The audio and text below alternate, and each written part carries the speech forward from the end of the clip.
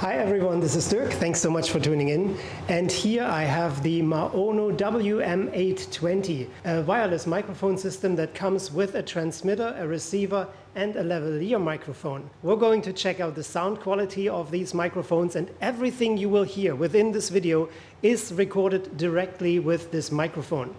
Now I'm recording it using the transmitter right here.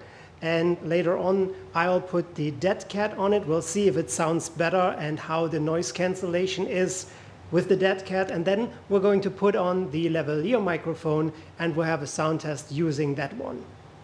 All right, so in this test, I'm talking directly into the transmitter, but I have the DeadCat on, and we will see how the sound quality is, how clear you can hear my voice, and how you can hear the background noises. For example, in the background there's a sprinkler going on, and we have a lot of birds around me, and the question is, how clear and crisp can you hear my voice? How rich is the volume and the body of my voice? And how is the overall sound quality? So now I remove the DeadCat and I'm speaking directly into the transmitter without a DeadCat. It's unfiltered. I'd like to know how the sound quality is, how the clarity of the sound is, how the noise cancellation for background noises is. So can you hear the sprinkler in the background? Can you hear the birds? And of course, how's my voice? Is it crisp?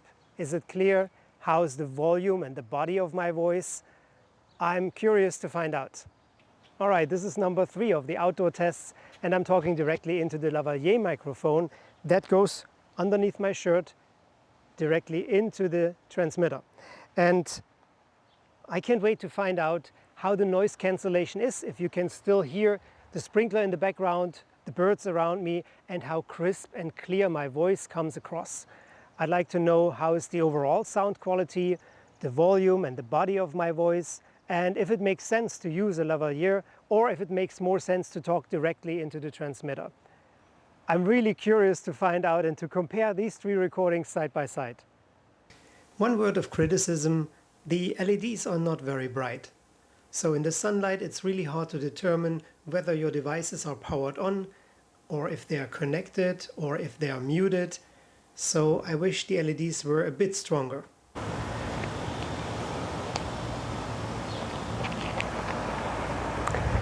So I'm walking away from the camera and I'm trying to find out if with the distance the signal gets weaker or if you can hear me as well as if I was standing directly in front of the camera. So I'm pretty far away. So now I would like to know, do we still have a reception? Can you still hear me clear? Now I don't know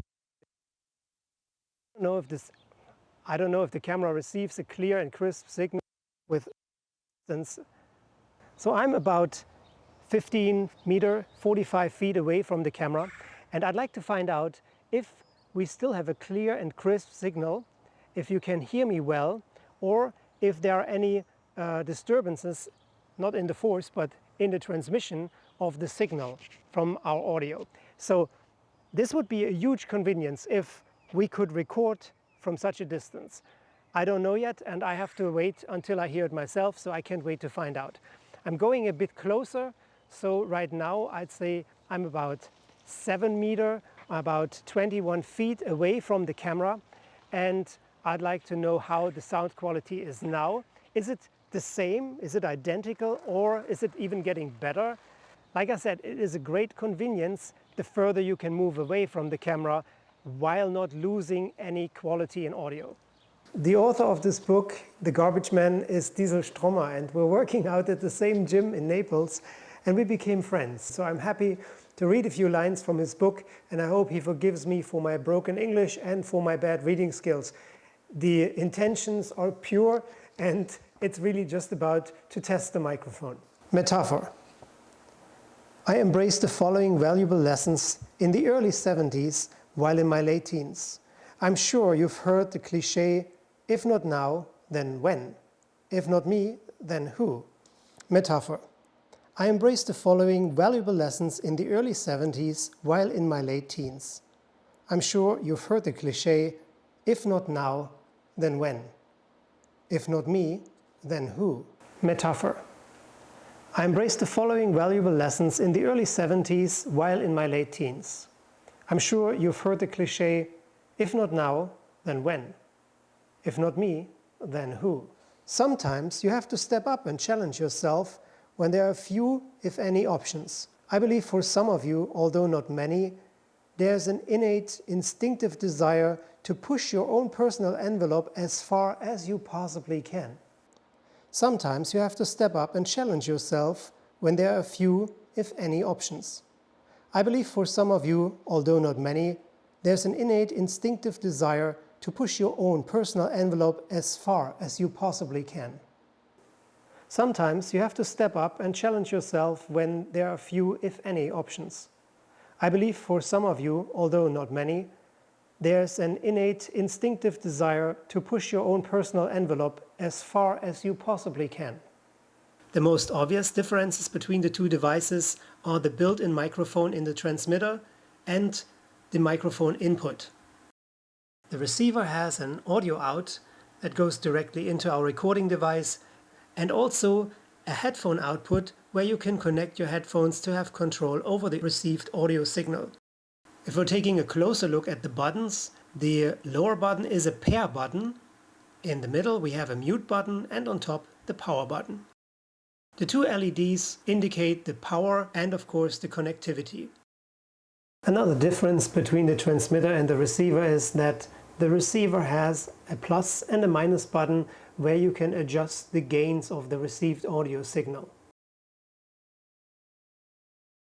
You need to press and hold the power button until the connectivity LED lights up. Only if both devices are powered on and paired, you have a solid green light. If one of the devices is not connected or powered off, then the green LED would blink. To charge your transmitter or receiver, you simply need to plug in a USB-C cable in the back of each device. A solid red light will indicate that it's charging. A red blinking battery light tells you it's time to recharge.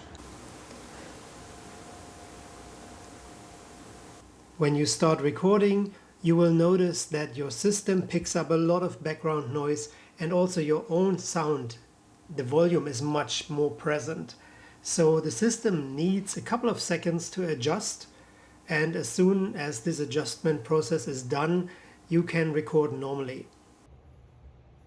Alright, let's take a look and see what's in the box.